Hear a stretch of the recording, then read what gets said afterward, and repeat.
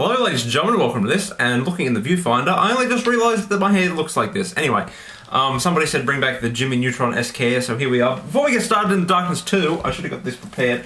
The Oz Game Shop giveaways.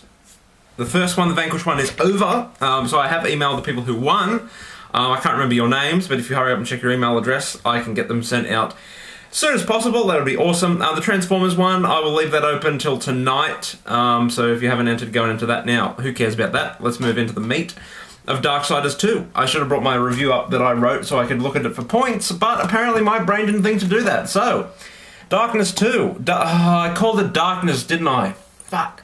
I don't know why my brain thinks like that. When I was writing the review, I finished it and I noticed that every time I wrote Darksiders, or I wanted to write Darksiders, I wrote Darkness. Every time. So, my box of chicken crimpy is in the way. Alright, so, Darksiders 2 is a sequel to Darksiders 1. I never played the first one, I must admit.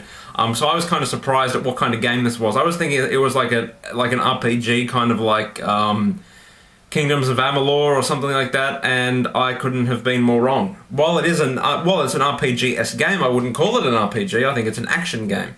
An action platforming game with RPG elements. RPG elements that are done so well, it's crazy. Other RPGs should take notes. It is amazing. For instance, pretend this is what happens in Darksiders. When you find a chest or you kill some enemy with heaps good armor or a weapon, you run over to it, and as you're standing on top of it, a little thing pops up on the side of the screen and says what it is, what kind of weapon it is, what its damage is, what its stats are, and what its stats are combined. What your stats are compared to the weapon or whatever you've got equipped now. So you don't have to just pick it up, hope it's got good stats, scroll through 600 different menus to get to the weapon and equip it, because you can just hold the back button and you equip it instantly.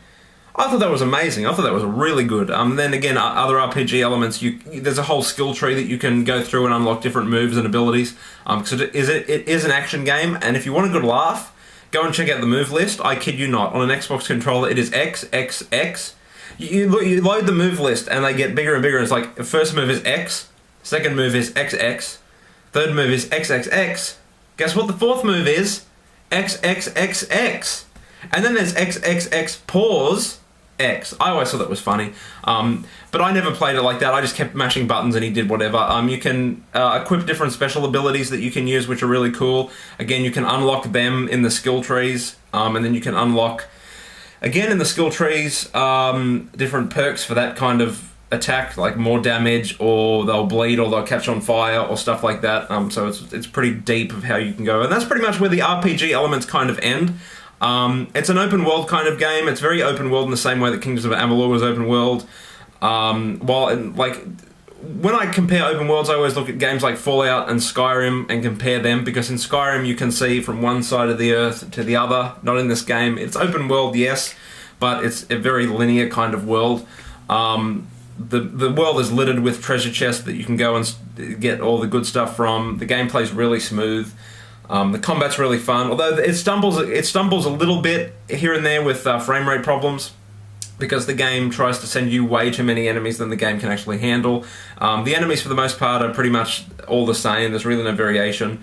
But the boss battles are really awesome, are really cool. It's quite frustrating, though, because it takes a while to figure out how to beat them, and then sometimes the game says, here's what you're supposed to do, but that helps. So, yeah. But it's a really awesome game, and what else is coming out? Exactly nothing. The next game I can think that I actually want to play is Assassin's Creed 3, and that comes out in the end of October, so 3 months. Crazy. So, if you haven't got this game, you probably should, because it is fun. If you haven't played the first one, don't worry about it. I haven't played the first one either, but I understood the story, I understood what was going on, and I had a blast with it. And you can go and read my full written review in the description below. So, go and check that out, and until next time, ladies and gentlemen, I am out. Rate, comment, and subscribe. Au revoir.